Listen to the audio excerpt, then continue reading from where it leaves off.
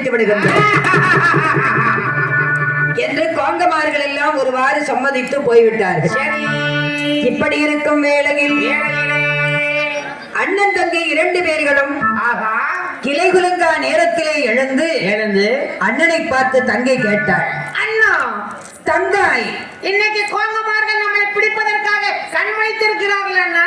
அண்ணா அண்ணா அண்ணா தங்காய் தங்காய் தங்காய் கோங்கமார்கள் இன்றைக்கு இரவு முழுதும் உறங்காமல் நம்மை பிடிப்பதற்கு காத்திருக்கிறார்கள். ஆமா, இன்றைக்கு அவர்களுடைய கைகளில் இல்லாமல் பிடிகொடுக்க வேண்டும். அப்பொழுதுதான் நம்மளை கொண்டு காட்டிலே போடுவார்கள். காட்டில் கொண்டு போடுவார்கள். போன ஜென்மத்தில் என்னை சகைமோசம் செய்தானே சதித்துக் கொண்டானே சண்டாளன், அவனை என்னால் பலி எடுக்க வேண்டும் என்று காவிரிப்பம் பட்டினத்தில் மாநாயகன் செட்டியாருக்கு மைந்தனாக பிறந்திருக்கிறான்.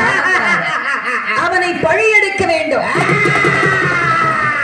மிச்சமேனி எல்லாம் விட்டு வச்சிருக்கவில்லை. ஆடு மாடு அடிச்சு சாப்பிட்டு வருவோமா என்ற என் தாயாகிய நீலி அம்பிகை அண்ணனை அழைத்துக் கொண்டு காத்திருப்ப அறியாமல் காத்திருப்ப அறியாமல் மனசோடல் குழந்தைகளும் காத்திருக்க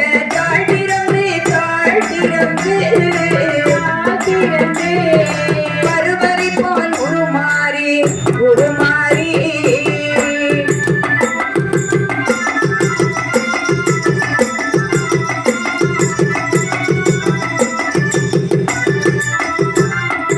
ஆக்க ஒண்ணா பசி எழும்பி அவர்களும் நடந்தனரே.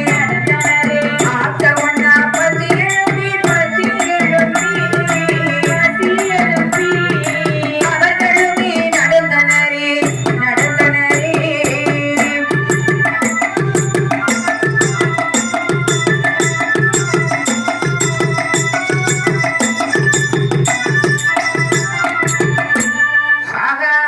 அரண்மனையில் மாணிக்கப்பன் தொட்டிலை வெட்டி எழுந்து அண்ணன் தங்கை 2 பேர்களும் எங்கே வருகின்றார்கள் தெரியுமா?